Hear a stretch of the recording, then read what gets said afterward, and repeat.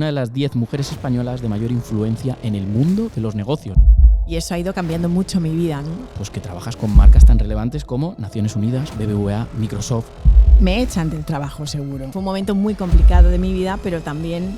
¿Cómo gestionas todo esto?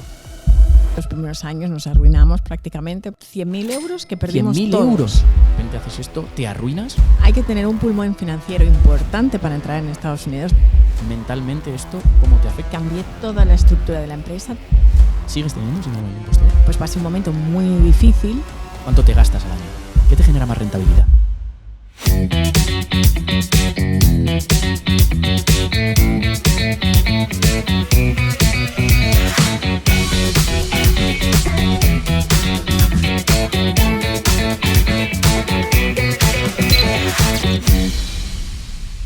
Bienvenidos y bienvenidas a un nuevo episodio en el podcast de Webpositor, y hoy tenemos con todos nosotros a Visila Bococo, emprendedora, empresaria y escritora, fundadora y CEO de BBES, una agencia de desarrollo empresarial en Nueva York que representa y promueve marcas de mercados internacionales, y fundadora también y CEO de Visilia Wines, una marca de vino internacional hecha en España, además de otras muchas cosas que ahora trataremos. Bienvenida y muchísimas gracias por estar aquí con todos nosotros. Bueno, estoy feliz, qué bien que ha coincidido y que todo se ha dado para estar aquí, así que estoy muy contenta y gracias por la invitación.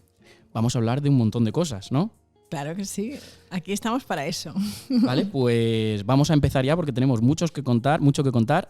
Tu trayectoria es espectacular, además es que hay muchísimas cosas que contar y nada, vamos a empezar. Así que nada, empezamos con la primera parte de este video podcast. Pues empezamos directamente con la primera sección, que es Camino hacia el éxito y mentalidad, donde vamos a dar un repaso a toda la trayectoria de Visila. Y antes unas curiosidades. Corrígeme si me equivoco. Naces en Valencia, pero tienes orígenes africanos. Sí, eso es verdad. Estudiaste Derecho y Económicas. Sí. ¿También? Tu sueño siempre ha sido vivir en Estados Unidos. De toda la vida. Y llevas 20 años viviendo en Nueva York. Más de 20, 23. Y también eres ciudadana estadounidense. Exacto. Vale, pues entonces vamos con la primera pregunta, y es, en el 1997, empezaste tu carrera en un despacho de abogados, pero fue entre 1999 y 2005 cuando empiezas tu carrera profesional en el Instituto Valenciano de Exportación, el IBEX, donde tu trabajo pues consistía en facilitar la conexión, ¿vale?, de empresas españolas a pues diferentes mercados fuera de España. Según lo que me he documentado, fue a través de una beca. Cuéntanos un poco.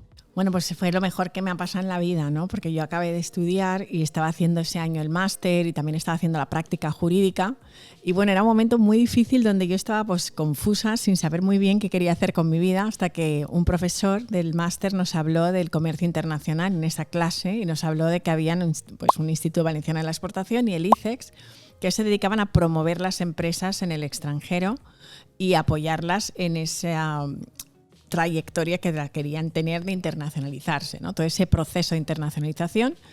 Y bueno, y entonces pues apliqué a esa beca, yo hice la solicitud y hice las del ICEX y las del IBEX, y me salieron las del IBEX, y claro, eso me cambió la vida por completo, porque el primer año estuve en Valencia, un año, y ahí pude ver pues lo que hacían las 22 oficinas en el extranjero, tanto el mercado chino, el japonés, el americano, todos.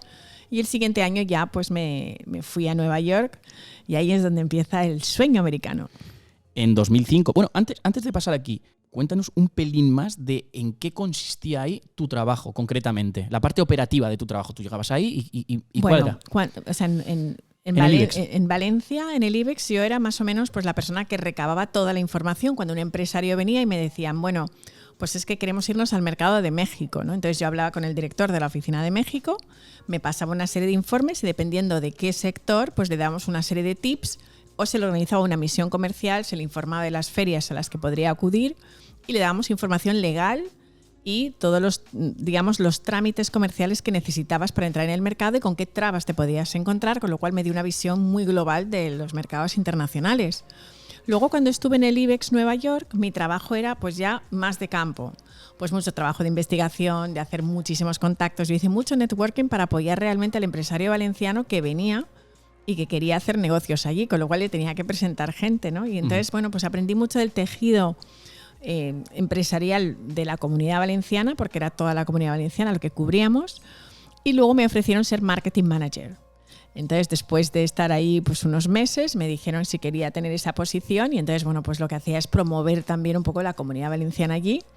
Y bueno, es un trabajo fantástico y luego ya acabé dirigiendo la oficina después de unos años. O sea, tenías conocimientos de toda la parte burocrática, conocimientos de toda la parte de marketing, networking, etcétera, y luego adquiriste habilidades de dirección, ¿no? Por así decirlo. Totalmente. Joder. Y luego vender, porque yo iba con el empresario a vender, con lo cual aprendí muchísimo, sobre todo pues en algunas veces pues los judíos, ¿no? En Brooklyn, pues me enseñaban muchísimas fórmulas y cómo se negociaba, ¿sabes? Un poco cómo presentábamos los productos. Recuerdo una vez que fuimos con un empresario y el importador dijo, oye, estas fotos que habéis presentado, por mucho que me digáis que el producto es fantástico, ¿tú crees que estas fotos reflejan algo que yo me quiera comer? Y esa pregunta para mí fue todo, ¿no? Porque entendí la importancia de saber vender y que todo entra por los ojos, ¿no? Que tú le puedes decir a la gente aquí, pues nos gusta decir, no, oye, somos unos productores maravillosos, este producto es la pera limonera, pero si no lo sabes trasladar eso en un buen catálogo, en una página web. Yo, claro, en esa época no tenía muchas empresas página web, pero teníamos que tener un catálogo y esas fotos tienen que estar perfectamente hechas, en un buen lenguaje, bien explicados. O sea, que aprendí muchísimo de todas las facetas, ¿no? Y luego habrán cosas que aquí funcionen que allí no. Absolutamente. O sea, tenemos muchísimas diferencias que sobre todo son culturales y creo que una de las cosas más importantes cuando vas a un mercado es tener inteligencia cultural. Y muchas veces, bueno, pues la gente va un poco a ciegas, no se entera y para eso están las oficinas, pues como el IBEX o bien las oficinas comerciales, un poco pues para apoyar al empresario que viene y dejarle ver un poco cuáles son más o menos los tips para manejarse en ese mercado y no meter la pata, porque algunos, pues hay gente que he visto conversaciones donde muchas veces no se ha producido la venta precisamente porque ha habido un error cultural. ¿Sabes? Todo estaba perfecto, los precios, le encantaba el producto, pero una palabra que se ha ido o hacer preguntas que no corresponden o cualquier tema cultural o no respetar alguna festividad importante en un sitio como Nueva York donde hay tantas culturas, eso puede cambiar las cosas. Pero si ese empresario va de tu mano, tiene muchas más facilidades. Hombre, nosotros también, bueno, yo también estaba aprendiendo muchas veces, pues también hemos metido muchas veces la pata, ¿no? Y a veces, pues me acuerdo una vez teníamos que hacer una misión comercial y no miramos bien las fechas y cuando es festividad judía es imposible tener una agenda de trabajo porque son las personas que muchas veces pues determinan y está cerrado, no hay... O sea que tienes que tener un poco en cuenta qué cultura va tu producto también, porque dependiendo de la cultura o subcultura que vaya tu producto, pues tendrás que tener en cuenta esas cosas. Así que era un constante aprendizaje todos los días. Eso fue hasta 2005, pero es que entre 2005 y 2012 entras como directora ejecutiva en la Cámara de Comercio de España allí en Nueva York. Bueno, fue un salto impresionante. Yo siempre digo que en la vida necesitas personas escaleras y en mi caso tuve una persona escalera que era la directora que estaba en ese momento dirigiendo la Cámara, que nos conocíamos porque las dos habíamos llegado de becarias al mismo tiempo y ella dio un salto tremendo de becaria a directora de la Cámara de Comercio y era una persona que admiraba y que, bueno, por supuesto admiro. Y entonces, bueno, pues cuando ella se volvía a España, pues quedé un poco pues para comer con ella y entonces me dijo, oye, Visila, estoy pensando que tú me podrías sustituir. Y yo, ¿pero de qué dices? Me dijo, mira, el proceso ya está empezado y hay como 9 candidatos, pero ¿por qué no lo intentas, no? Entonces ella, en cierto modo, vio en mí lo que yo no vi en mí, porque no pensaba que iba a ser capaz de tener ese trabajo y de ese cargo tan importante, ¿no? En ese momento. Y yo además, pues con 2 hijos, en ese momento, ¿sabes? Me parecía como prácticamente imposible, ¿no? Pero ella sí que fue la persona que dijo, sí que puedes, inténtalo, me ayudó muchísimo. De hecho, me acuerdo cuando le mandé mi currículum, me dijo, mira, haz estos cambios y lo volvemos a enviar. Y fue el proceso y bueno, eso también fue un cambio de vida importante. ¿Cómo cambia tu trabajo? Bueno, pues cambia muchísimo porque primero yo pasé de tener unos presupuestos en los cuales tenía que gastármelo y gastármelo bien. Pero en este caso no tenía un presupuesto, tenía que crear el presupuesto y tenía que generar ingresos para poder hacer proyectos. Entonces, claro, ahí es donde empieza un poco más la vena más empresarial. Porque a ti te dicen, mira, este año tenemos este presupuesto, puedes hacer ferias, puedes hacer misiones comerciales, tenemos estas acciones y bueno, pues hay una serie de un convenio y se aprueba y ya está. Entonces tú tienes solamente una partida de gasto. Pero claro, llegas a la cámara y me dicen, mira, Visila, hay este dinero y tienes estos objetivos y tienes estos planes que hacer. Entonces, claro, tiene mucha presión en ese trabajo porque tienes un consejo de administración donde está compuesto por empresas españolas y americanas y te están pidiendo cuentas cada 2 meses de cómo van las cosas. Hacemos visados. Y tienen que ir bien. Y tienen que ir bien. También teníamos la responsabilidad de negociar con el Departamento de Estados cuántos visados podíamos dar. Un visado que se llama J1 para que las personas puedan hacer prácticas en empresas. Con lo cual, de esa manera también hay una transferencia de conocimiento entre 2 países, donde las personas que vienen pues quieren adquirir conocimientos en diferentes empresas y les podemos proveer ese visado. Así que bueno, pues aprendí muchísimo, aprendí también a cómo certificar empresas en el FDA, porque todas las empresas agroalimentarias necesitan tener un permiso para entrar en Estados Unidos y nosotros podíamos hacer ese proceso. Así que bueno, pues fue fantástico y luego además fue un momento muy dulce donde las empresas españolas ya pasaron de ser exportadoras a invertir. Entonces ahí cambió mucho, ¿no? Porque España venía mucho, pero el señor que viene a vender aceites, que viene a vender lámparas de alabastro, mármol, y pasan a empresas, a comprar empresas españolas, a invertir en el mercado. O sea que fue un salto tremendo. ¿Cuáles son las dificultades que se encuentra una empresa española cuando quiere expandirse a Estados Unidos? Bueno, pues la primera, no entender bien la idiosincrasia del propio mercado. Estados Unidos no es un mercado, son 5 mercados. Entonces mucha gente pues tiene ese problema de que ve Estados Unidos y dice, no, yo quiero vender en Estados Unidos, pero bueno, vamos a ver, tenemos que hacer un plan, ¿no?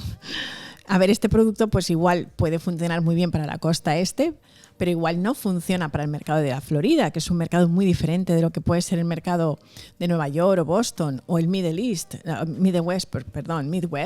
pues Michigan, Chicago, todos estos mercados no tienen nada que ver. Hay muchas subculturas también y yo creo que eso a veces no entienden totalmente la totalidad. Hay que tener un pulmón financiero importante para entrar en Estados Unidos, no es un mercado para ir. ¿Tan importante es el pulmón Yo financiero? creo que es importante porque es un mercado que te va a demandar muchísima inversión al principio. También tienes que encontrar el partner perfecto, por lo tanto también creo que es bueno apoyarse en personas que ya están en ese mercado y ya saben lo que están haciendo. Hay gente que va a ciegas, pero yo siempre aconsejo que tenéis las cámaras de comercio, hay oficinas comerciales, personas que ya saben lo que han hecho y bueno, también ir en un proceso asociativo, ¿no? Que creo que también hay veces que es mejor pues que vayáis varias personas juntas como un consorcio y tratéis de apoyaros los unos a los otros y ser, bueno, pues generoso, ¿no? Y el que gane, gane, ¿no? Pero ganamos todos al final. Me llama mucho la atención y me quiero detener aquí.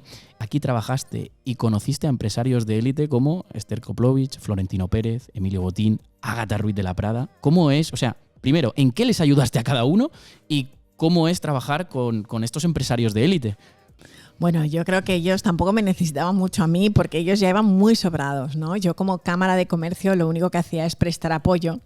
Entonces, en el caso pues, de Emilio Botín, tuve la suerte de conocerlo cuando se celebró el aniversario del Mundo y entonces, bueno, pues el presidente del Mundo en aquel momento, Pedro J., pues trajo bastantes empresarios, Florentino Pérez, y entonces hicimos una conferencia muy grande donde además invitamos a miembros del gobierno americano, del Departamento de Estado de Comercio, para hablar de las relaciones económicas entre España y Estados Unidos. En ese caso, además, el Banco Santander estaba comprando Sovereign Bank.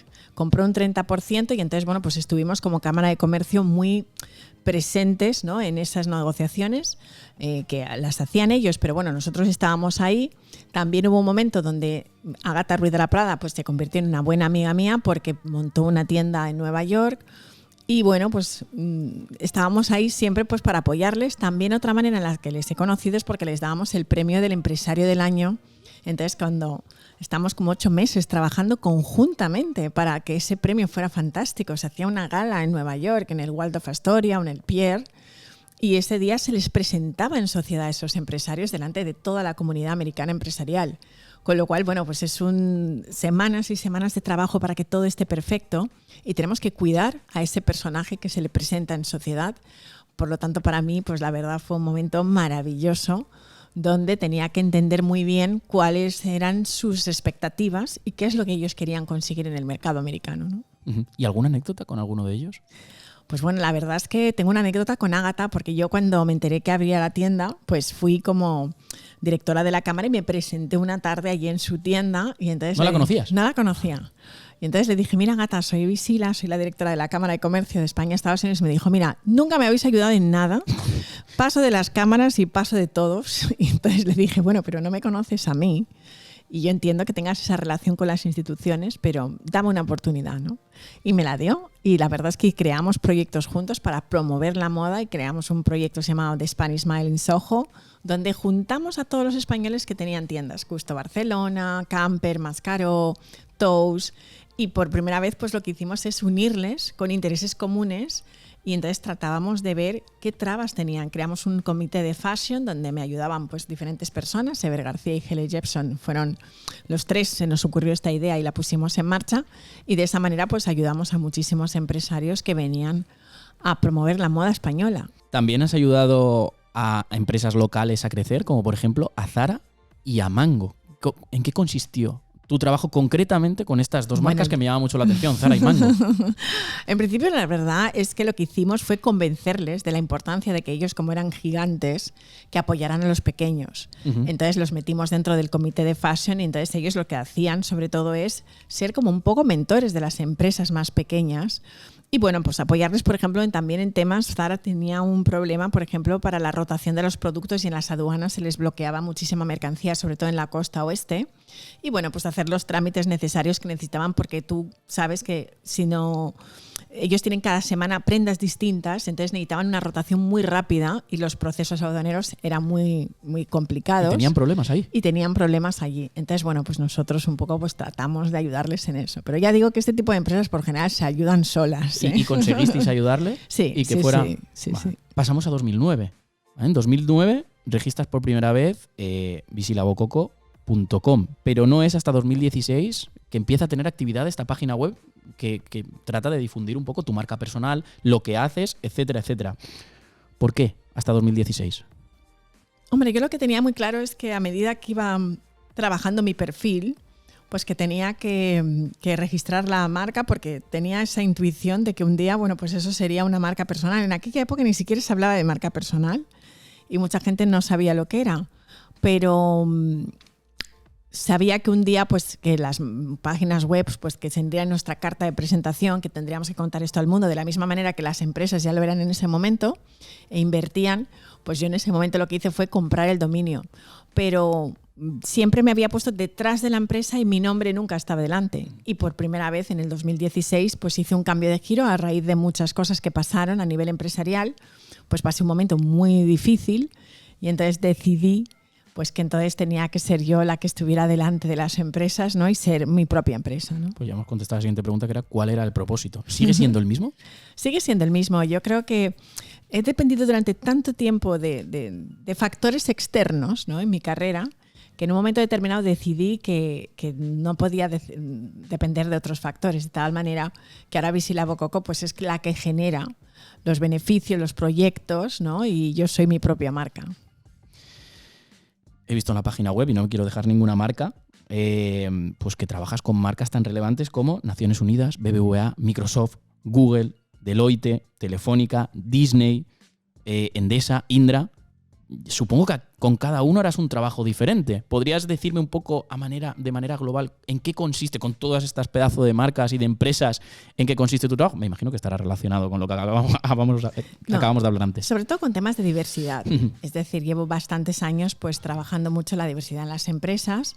He trabajado con ellos bien o haciendo conferencias o bien haciendo formación para entender también la diversidad cultural, ¿no? No solamente la diversidad de género, la diversidad de orientación sexual o diversidad psíquica o de manera de pensar, sino también esa diversidad cultural y étnica que se conoce menos.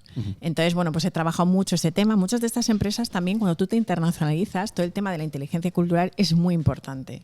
Con lo cual, pues les hemos apoyado a veces en eso. Incluso algunas marcas de belleza que han decidido pues abrir su abanico a pues dar negocio a mujeres de diferentes razas y que no han sabido muy bien cuál es el lenguaje inclusivo que deberían utilizar para que otras personas se sientan incluidas en esa marca, y entonces hemos trabajado esos temas. Que como has comentado antes era muy importante, porque dentro de una negociación cualquier fallito cultural es clave.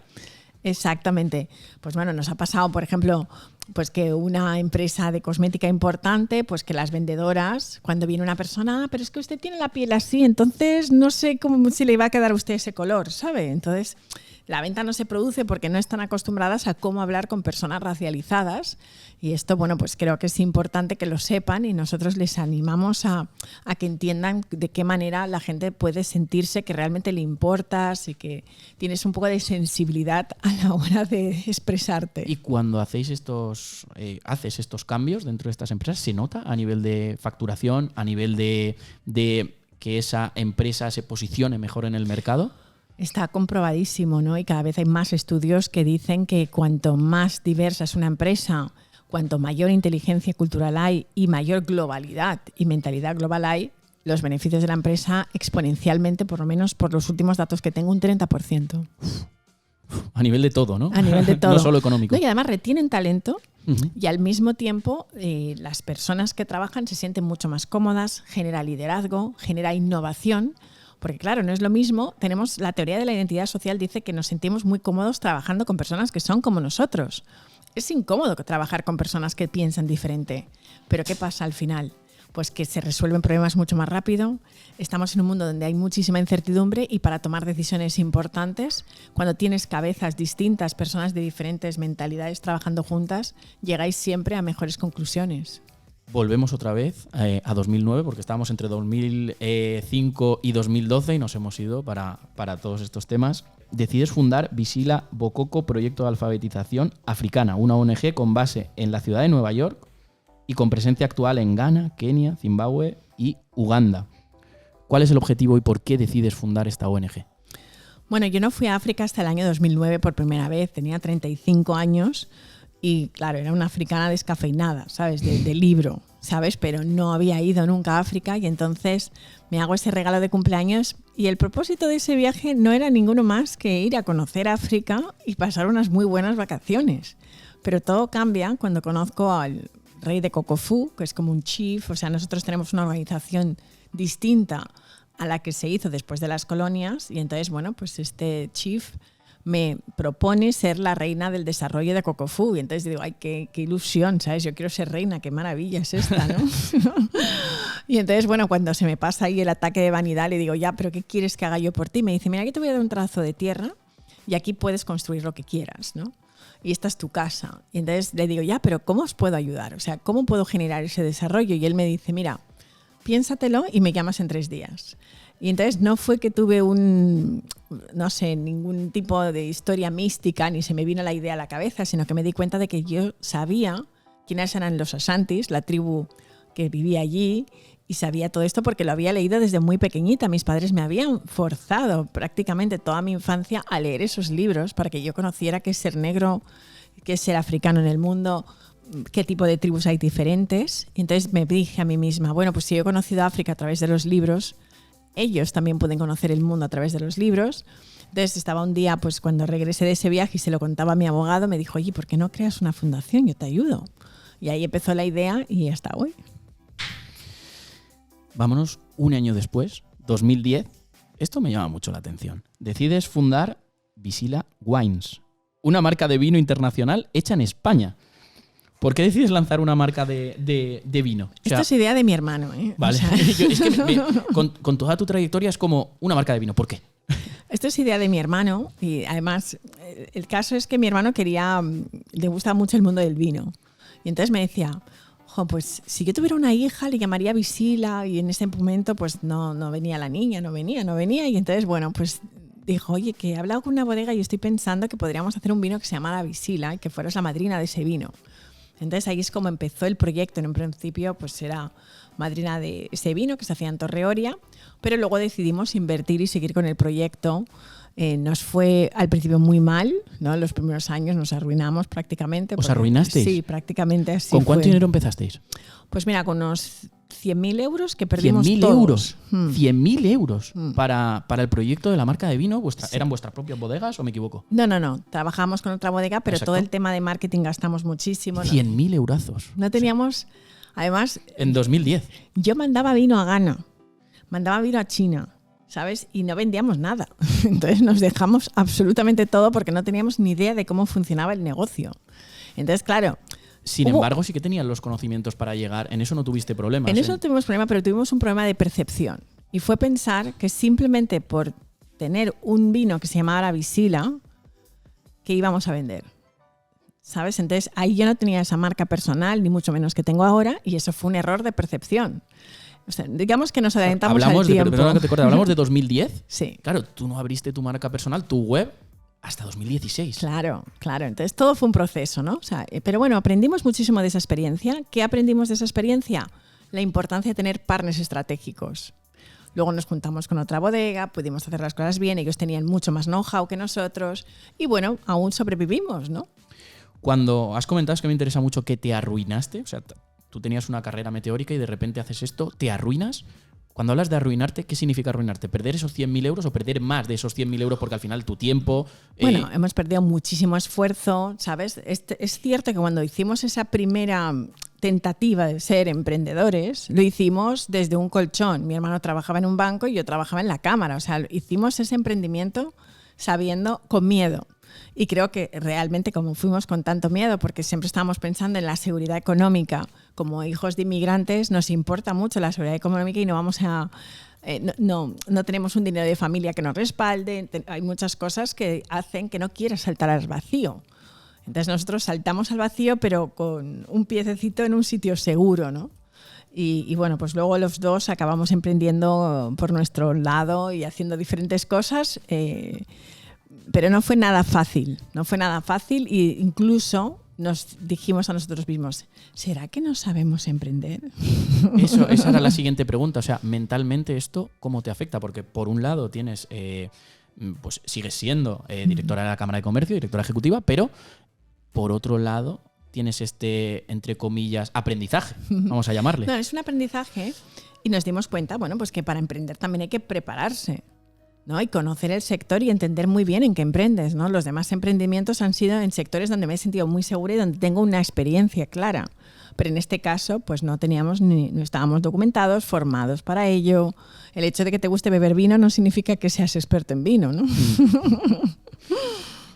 Vámonos a 2012. O sea, ahí es cuando finaliza tu trabajo como directora ejecutiva de la Cámara de Comercio, ¿verdad? Uh-huh. Y decides fundar BBIS, que me cuesta a veces pronunciarlo por mi inglés, International, una agencia de desarrollo empresarial global.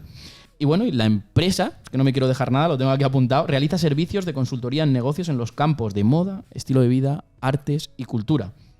Y algunos clientes destacados, aparte de la mencionada antes, como has comentado, que es amiga tuya también, aparte de Ágata Ruiz de la Prada, Picolinos, Chanel, Carmencita, también me llama la atención, entre otros. O sea, muy diferentes estos clientes, por destacar algunos.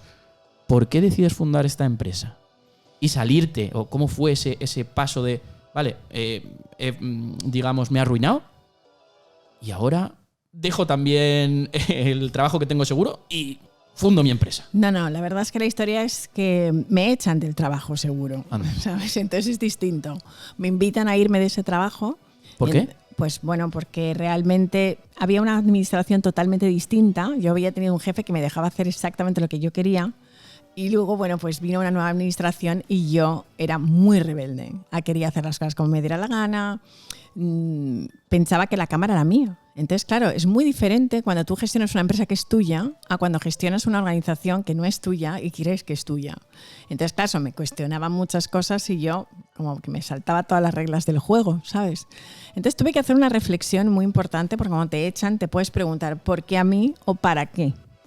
Y cuando me pregunté para qué, me di cuenta de que en realidad había una emprendedora ahí dentro que quería salir, que quería ser creativa, que quería hacer cosas, pero lo hacía con el dinero de los demás. Con lo cual, emprender es tomar riesgos. Y ese riesgo que me daba tanto miedo, pues decidí montar mi propia empresa haciendo lo que yo sabía hacer. Y bueno, fue difícil porque tenía mucho miedo. Además, pues un momento complicado donde en realidad tienes poca seguridad de ti misma porque no solamente has tenido un fracaso propio tuyo a nivel empresarial, que era el primer proyecto que hacía, que era Visila Wine, sino que además me echan a la calle, ¿no? Y en las circunstancias que no fueron nada fáciles. Y bueno, pues fue un momento muy complicado de mi vida, pero también el momento más esclarecedor de mi vida. ¿Cómo ayudas a tus clientes a diferencia de cómo les ayudabas cuando estabas trabajando en la Cámara de Comercio? ¿Qué diferencia hay entre la empresa que fundas y el trabajo que desarrollabas antes? Bueno, pues primero que podemos ir a hacer cosas que antes no podíamos hacer, porque antes teníamos que trabajar para un grupo de empresas. Es decir, ahora nos convertíamos en la extensión de un departamento de comercio exterior, por así decirlo, de una empresa. Entonces, ¿agilidad? Puede estar mucha más agilidad y estás en la cabeza también del CEO o de la persona que lleva comercio exterior y sabe un poco, tú eres sus ojos y sus oídos en el mercado, estás trabajando para él. Y luego también temas de branding, cómo eran relevantes en el mercado. Eso, por ejemplo, una Cámara de Comercio no lo hace. Entonces nosotros pues lo que hacíamos es crear imagen de marca, hacer pop-up stores, o sea, hacíamos proyectos que no podíamos hacer con Carmencita. Decidimos hacer paella parties para que el nombre de Carmencita se conociera, que se entendiera, esa cultura de tomar paella. Es decir, hicimos proyectos muy bonitos y, bueno, donde podíamos también juntar esas partes que antes no podía hacer, ¿no? ¿Algún proyecto a destacar o algo que te sientas orgullosa de haber trabajado con algún cliente que haya tenido, o alguna de estas marcas, que tú digas, aquí dimos rápidamente en el clavo y funcionó de maravilla? Pues yo creo que el Liceo de Barcelona, ¿no? Que fuimos embajadores del Liceo de Barcelona y fue un proyecto muy bonito para... el tema es que España tiene una cosa fantástica que es la cultura y no la sabemos vender. Porque cuando una persona viene aquí no se va al Teatro Real o al liceo a ver una ópera y todo el mundo va a Nueva York y quiere ver una ópera, quiere ver un musical, ¿verdad? O sea, si tú vas a Nueva York, quieres ver un musical, o sea, está en tu lista el hacer un tema cultural. Y sin embargo en España, pues sí, vamos a los museos y tal, pero no el teatro, la ópera no se vende igual. Entonces tuvimos un proyecto muy bonito y bueno, pues se creó un grupo de Americans Friends of the Liceo. Y vinieron muchísimos americanos, se habló con los cruceros para que tuvieran una noche en la ópera, les encantó. Y ese quizás es uno de los proyectos que más me gusta, apoyado además por la reina madre, doña Sofía, ¿no? Que vino a Nueva York, se hizo un cóctel de presentación y vimos también la reacción que los americanos tenían de saber que España tenía mucho más que jamón serrano fantástico, aceite de oliva y el sol y la playa, ¿no? Entonces, bueno, pues ese proyecto desde luego fue para mí un proyecto que me encantó y que, bueno, al final por temas que no vienen al caso, políticos y todo eso, se tuvo que cortar. Pero yo creo que fue magnífico porque nos mostró que se podía vender cultura. En 2014 seguimos avanzando. En 2014 aproximadamente fuiste embajadora de la marca Picolinos y también de Ágata Ruiz de la Prada. ¿En qué consistía este trabajo en comparación con los otros que desarrollas a nivel más empresarial con tu empresa? Bueno, pues se supone al final que un embajador lo que hace es abrir puertas. Entonces, pues abrimos puertas a diferentes mercados, ¿no? BBBS significa Bisila Bococo Embassy Services. O sea, somos como esa embajada que está ahí pues para apoyarte, ayudarte cuando entras en un mercado. Entonces, esta era una relación triangular porque estaba también AdCam. AdCam trabajaba con Picolinos y tenían un proyecto Masai y nosotros, nuestro trabajo era contar esa historia. ¿Cómo vamos a contar la historia de una empresa de Elche familiar que va a fabricar una colección de sandalias en Masai Mara y cómo esto podemos trasladarlo al mercado americano? Bueno, pues hicimos una cena en Naciones Unidas donde se habló de los peligros que tiene esta tribu Masai de extinción y cómo su economía cambió de repente de ser una economía de trueque a realmente ahora tener que tener recursos, cómo las mujeres tuvieron que meterse en la economía, que antes no estaban en la economía, por lo tanto a través de estas artesanías Masai podían sostener a sus familias. Y bueno, pues contamos esa historia, ¿no? Y ese es nuestro trabajo, contar historias para que tengan trascendencia en el mercado. ¿Y se notó esa acción, por ejemplo, a nivel de marca, de branding y a nivel económico? Bueno, eso lo tendrían que decir ellos, ¿no? Yo estuve con ellos pues unos 4 años trabajando y fue un proyecto muy bonito que además pues dio muchísima apertura, pero sobre todo lo que yo pienso es que dio mucha humanidad a la marca, ¿no? Porque no siempre son al final los beneficios económicos. Cada vez las marcas tienen que humanizarse más y dar su lado más solidario, ¿no? Y en este caso, pues esta empresa es una empresa solidaria, una empresa que piensa también en el bien de los demás y creo que eso se vio reflejado luego al final, pues tiene su beneficio económico, ¿no? Es algo que cada vez, bueno, que lleva tiempo hablándose de las redes sociales. Las marcas tienen que humanizarse es el mismo. Ese concepto es un concepto que nosotros siempre cuando creé BBBS, nuestro lema es estamos en el negocio de hacer el bien. Y ese es el lema que nos determina, y todas las empresas con las que trabajamos deben de tener un proyecto social, ¿no? Tienen que ir más allá de simplemente buscar, digamos, el beneficio económico. Hace unos años que te definen como una de las 10 mujeres españolas de mayor influencia en el mundo de los negocios. Ahí es nada, como yo digo. ¿Cómo es esto y por qué? ¿Cómo te lo tomas tú? Pues bueno, yo creo que algún periodista que me quería mucho, ¿sabes? Porque en realidad no tengo mucha idea de cómo empezó a ser este tagline, ¿no? Que va al lado de mi nombre. Quizás simplemente porque me he movido y he estado en muchísimas mesas en diferentes sectores, pues un poco, digamos, que siendo esa portavoz de las diferentes empresas, ¿no? Y al final, pues eso me imagino que es lo que entienden como ser influyente. ¿Sigues teniendo las dos empresas o la de vinos ya no? No, la de vinos sigue tenemos, gracias a Dios, a un mega socio que es maravilloso, que es Ricardo Calatayud, que es el que gestiona el día a día. Mi hermano y yo ya no estamos en el negocio, nosotros estamos detrás. Y bueno, como tenemos también otras empresas, pues no nos dedicamos al mismo día. Pero sí que sigue la empresa Visila Wine. Se pueden encontrar los vinos en la Comunidad Valenciana y en Madrid. Y sobre todo nos coge mucho para las bodas, cosa que nos encanta, porque que seamos parte del día más feliz de la vida de mucha gente, pues me encanta. Vamos a hablar de actualidad. Acabas, porque cuando te he presentado he dicho escritora también, la gente estará preguntando, ¿escritora por qué? Acabas de escribir un libro llamado Todos tenemos una historia que contar. Primera pregunta que tengo y es, ¿qué te lleva a escribir un libro? Bueno, es algo que yo quería hacer desde que era muy pequeñita. Siempre me ha gustado escribir y uno de mis sueños pues era escribir una novela. Hice obras de teatro cuando era pequeña. O sea, hice muchos intentos, pero todo ese, digamos, talento creativo fue mermando porque mis padres dieron prioridad siempre a que estudiara mucho, que tenía que hacer cosas muy serias, ¿no? Entonces, como hija de inmigrantes, pues tenía una responsabilidad frente a mi familia y frente a las personas que están detrás de mí.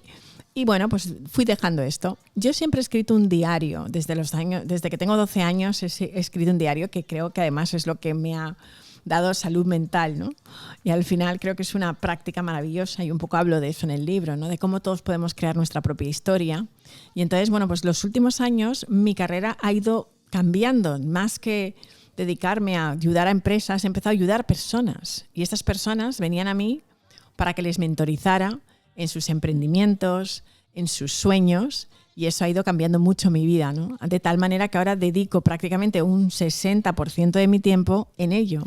Entonces, todas esas experiencias que he tenido en los últimos años con esos mentees, ¿no? Pues los he puesto por escrito, ¿no? Ejercicios que hacía, cómo he ido cambiando también mi propia narrativa, ¿no? Podía ser una narrativa de víctima, fíjate, me han echado, soy negra, madre mía, que me ha arruinado. O sea, esto lo puedes convertir también en cosas muy positivas, ¿no? Y entonces, bueno, pues el libro lo he hecho un poco pensando que estaba ahí, y no lo hubiera hecho si no hubiera sido porque la editora, que es Nuria Oliveres, vino a mí y me dijo, oye, tú tienes un libro, te he oído en muchos podcasts, he visto tus entrevistas y tú tienes un libro, he leído tu blog y yo lo veo. Entonces, muchas veces, bueno, como he dicho antes, necesitas una persona escalera, y ella fue esa persona escalera. Me propuso pues trabajar con plataforma editorial y bueno, pues empezamos el proyecto y el libro estuvo escrito en 6 meses. Tiempo récord, ¿no? Porque desde luego si alguien tiene historias que contar, con todo lo que hemos visto, con todo lo que has vivido, pues eres tú, ¿no?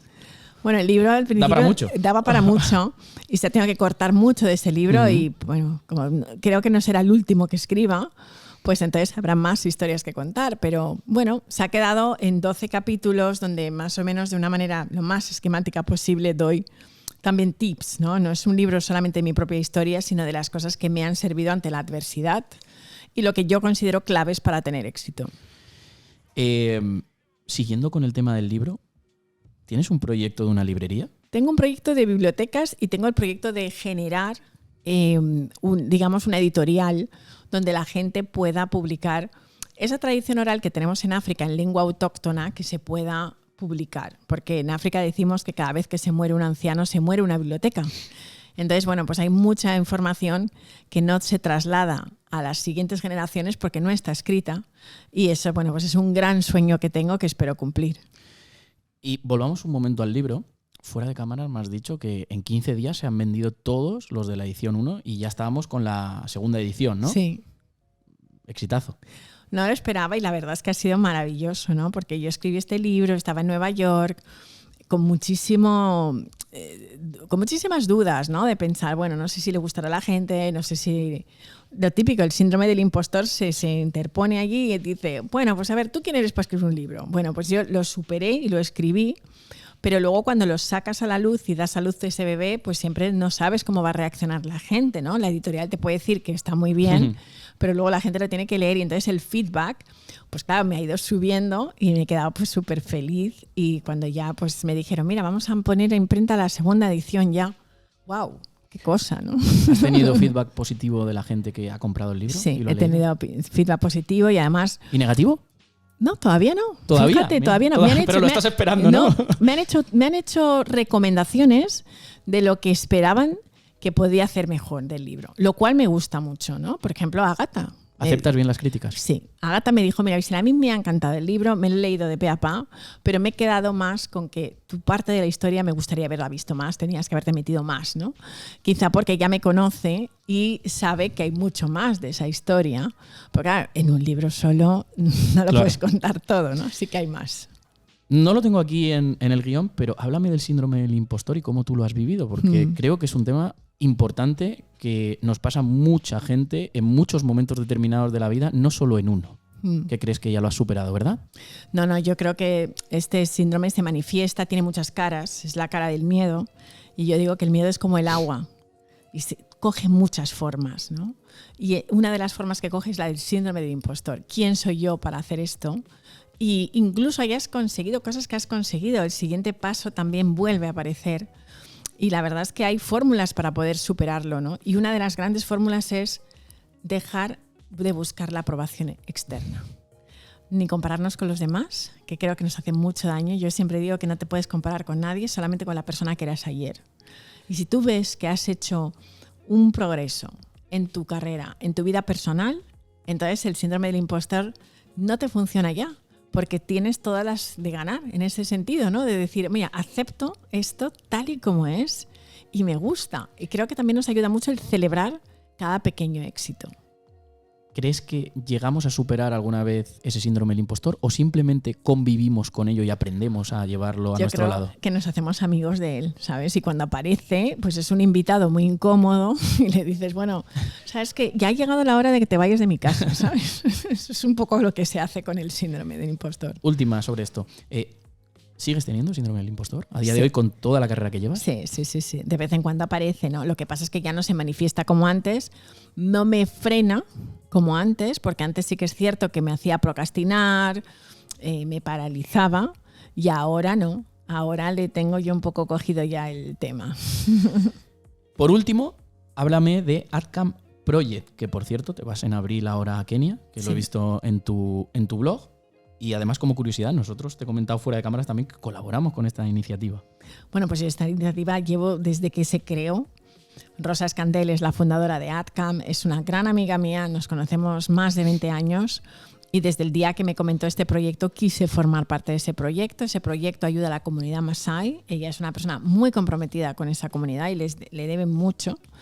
Y bueno, pues en este caso, aparte de todo lo que es el proyecto de las artesanías masáis para que estas mujeres puedan tener fórmulas de sustentar sus vidas, también tenemos un campamento que es maravilloso, es un hotel donde la gente que quiere aprender de la cultura masái puede venir y ahí nos vamos un grupo y vamos a hacer un curso de meditación. Hay lo que se llaman los viajes de autor, entonces hay viajes de fotografía, viajes de yoga, viajes de meditación, de astrología. Creamos un viaje a las estrellas con una astróloga y nos fuimos un grupo de personas a mirar las estrellas y entenderlas desde la sabana africana.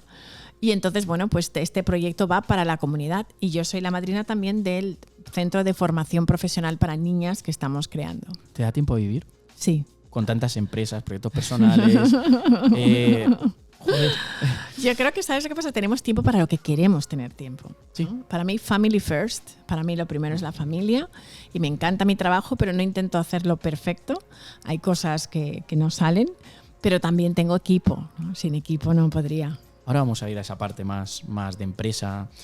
Pero antes, para finalizar este apartado, 3 preguntas rápidas. ¿Tu peor momento como emprendedora?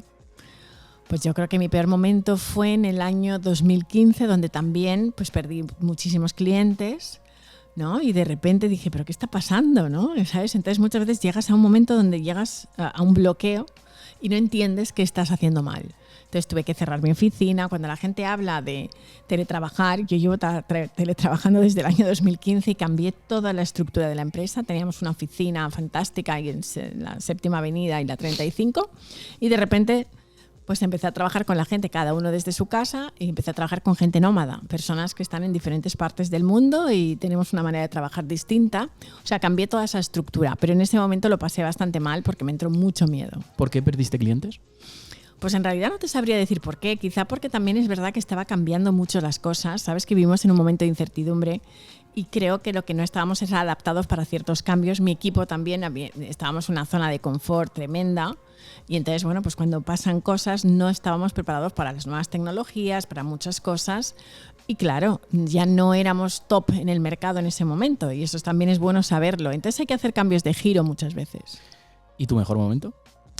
Pues mi mejor momento profesional creo que es el que estoy viviendo ahora mismo. Creo que me ha venido Dios a ver ahora mismo. Por último, un consejo para cualquier emprendedor que nos esté viendo o empresario o persona que quiera emprender su negocio, fundar su empresa, internacionalizarla. Un consejo. Pues mira, el primer consejo es que muchas veces nos ponemos una serie de plazos para cumplir las cosas, ¿no? Como nos gusta, ¿no? Pues en 3 años tengo que estar aquí.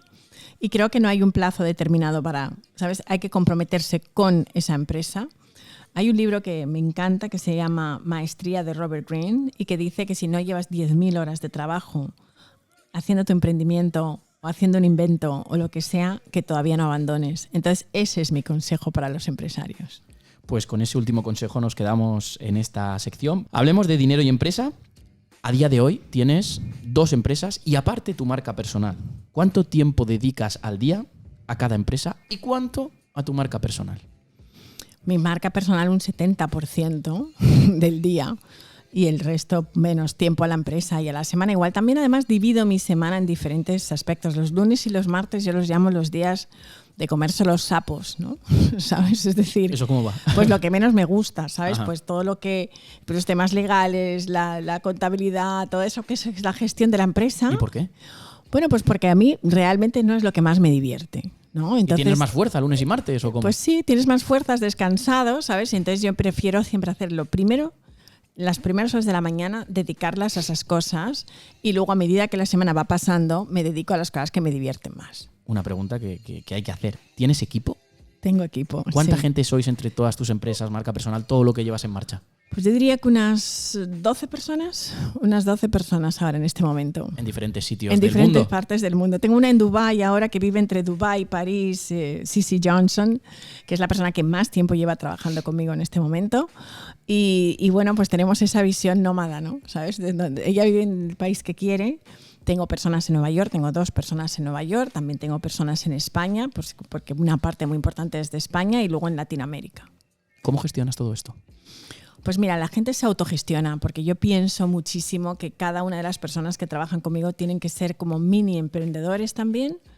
Entonces, me gusta pensar además que ellas van a crear sus propias empresas. Muchas de las personas que empiezan a trabajar conmigo, y en este caso Sisi empezó conmigo con 23 años y ahora tiene su propia empresa y yo le genero negocio y ella me genera negocio, nos facturamos. O sea, es decir, a mí lo que me gusta es crear personas que puedan también tener sus propias empresas. De tal manera que todas las personas que trabajan conmigo, muchas de ellas, una parte más que empleados, diría que somos colaboradores y tienen sus propias empresas. ¿Cuánto gasto anual tienes entre todos tus negocios? Gasto anual. ¿Cuánto te gastas al año? Pues yo diría que unos, no sé, unos... O una horquilla, entre tanto y tanto. Entre 70.000 y 150.000. Vale, bien. ¿Y cuánto ganas? Pues un poco entre lo mismo. Muchos después, años. cuando hablo de cuánto ganas, o sea, la respuesta que me das entre 75.000 y 150.000 es después de quitar gastos, después de quitar impuestos, gastos, exacto. Uh-huh. Sí, sí, sí. Entre esta pregunta, creo que es interesante, entre tus 2 empresas y tu marca personal, ¿vale? Entiendo que a tu marca personal, cuando antes nos has dicho, le dedico el 70%, claro, es que en las empresas ya tienes gente que es autosuficiente, que te genera más rentabilidad.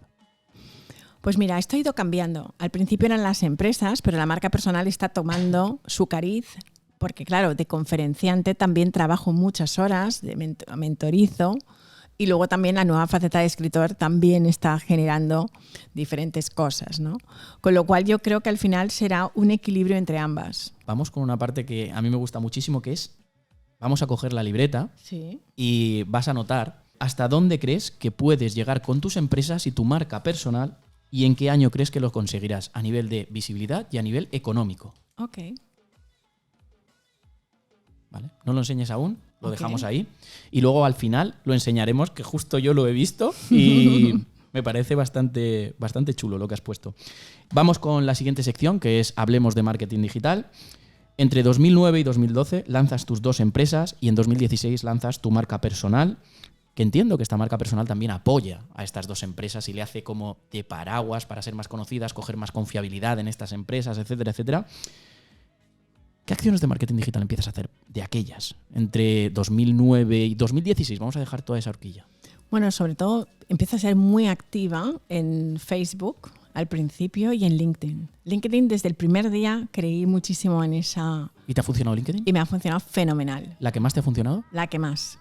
He generado muchísimo trabajo, me han contactado muchísima gente a través del blog. He ido creando marca personal a través de crear contenidos, ¿no? He sido más activa antes y ahora, pues, como tengo la página web, no necesito tanto apoyarme, pero bueno, he escrito artículos, me ha ayudado muchísimo, o sea, me encanta.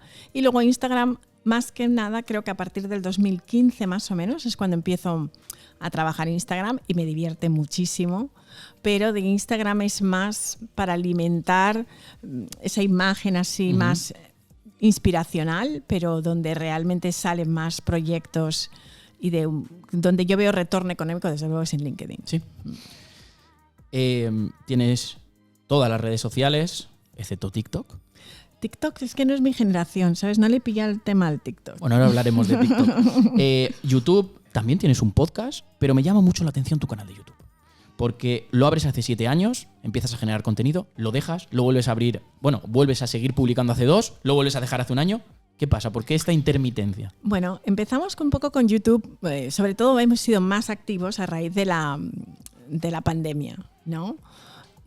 Ahí empecé a hacer un montón de vídeos porque yo tenía muchísimas conferencias que ya tenía contratadas, pero claro, yo vi ese año pues salir por la ventana directamente todos los beneficios del año y dije, bueno, pero si tengo todo este contenido, ¿por qué no lo pongo en YouTube? Entonces empezamos a crear este YouTube. Lo hacíamos en inglés y en español, requiere de muchísimo tiempo. Después de la pandemia vuelvo otra vez a un montón de actividad y entonces es más fácil grabar un podcast. Entonces tenemos 2 podcasts, que es Vivi Knows Best, que es, digamos, una continuación de lo que es el YouTube, y luego Tu Mejor Yo, que es otro podcast que tenemos.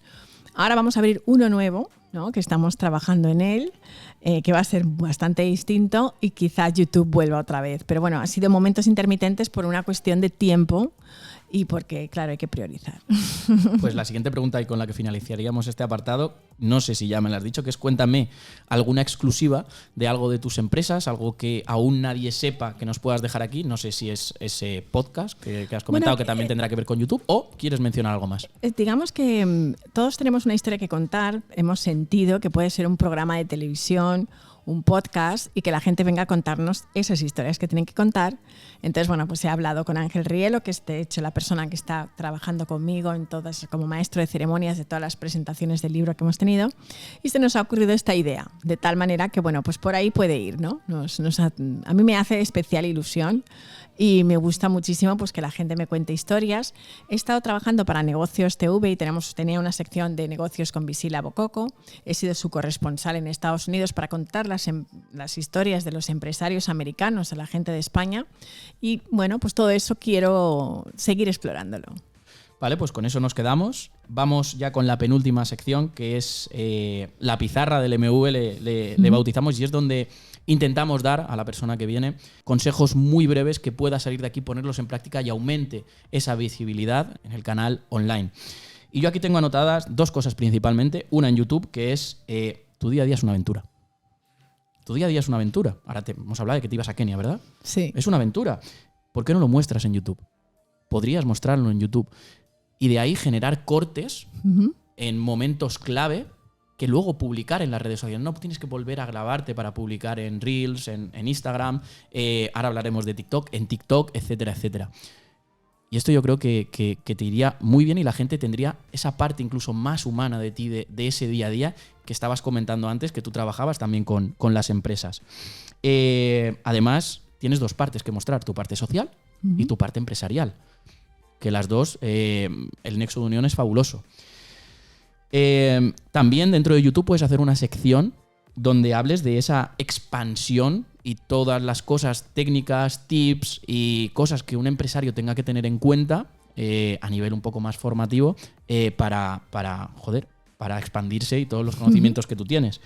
Y por último, TikTok. Tienes que abrirte TikTok porque te va a dar una exposición brutal. O sea, no hay edad para TikTok, no hay generación para TikTok. Además, con lo que tú hemos comentado, si tú vas a subir un reel, lo mismo lo subes a TikTok, lo mismo. Y te va a dar una exposición muy, muy, muy grande. Nosotros lo vemos en el día a día y te da una exposición enorme. Ah, sí, pues lo voy a probar, lo voy a probar. Pruébalo y voy a probar.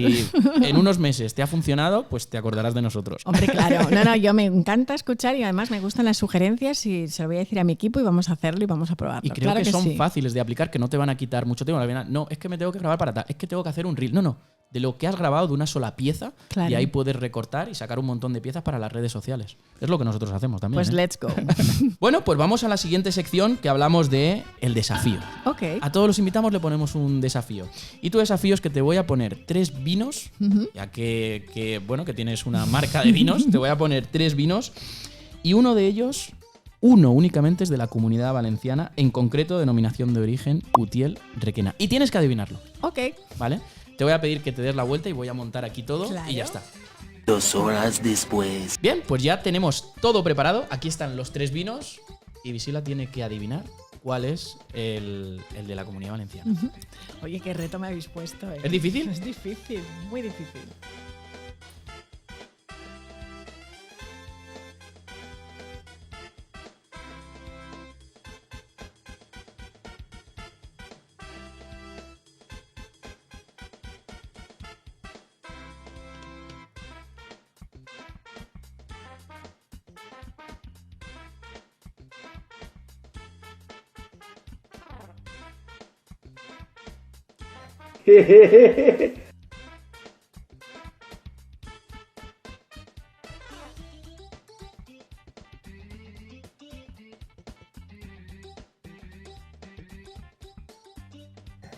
¿Este? ¿Cuál? El tercero. ¿Seguro? No estoy segura de nada. Vale, pues vamos a darle la vuelta a cada uno. El que tú has escogido es un Rioja de 2019. Yo pensaba que como te habías quedado más tiempo ahí con el de en medio, este es... Pues mira, dudaba. Sí, como te has quedado un rato, digo, ya lo sabes. Dudaba. Y luego este que también es de 2019. Vale, Pues hemos dudaba. cogido todos del mismo año. Qué bueno, Vale. qué bueno. Pues dudaba, la verdad es que entre estos dos, pero he dicho, bueno, este. Bueno, pues aquí queda el desafío y solo nos queda finalizar con la predicción. Que enseñes a cámara, que la tuya es esa, Vale. y lo comentes también lo que hemos hablado arriba. Lo que hemos hablado de hasta dónde crees que puede llegar tu empresa a nivel visibilidad y económico. ¿Qué cifras has puesto? ¿Y en qué año? Bueno, visibilidad global 2030, ¿Sí? 10 millones de dólares 2030. Pues son cifras alucinantes, 10 millones de dólares y visibilidad global. Así que, perfecto, pues nada, hemos finalizado la entrevista. Ha sido un enorme placer haberte escuchado y disfrutado en directo. Que hayas venido de manera totalmente desinteresada a compartir tus conocimientos y sobre todo tu experiencia y todas las historias que tienes que contar, como así dice tu libro. Así que nada, esperamos que sigas triunfando con todo lo Gracias, que Luis. se te pone por delante. Me ha encantado, Y- me ha y nada. encantado hablar contigo, me ha encantado el podcast, eres brutal como entrevistador, me encanta. Así que enhorabuena. También te deseo muchísima suerte. Gracias. Pues nos despedimos. Chao, chao. Chao, chao.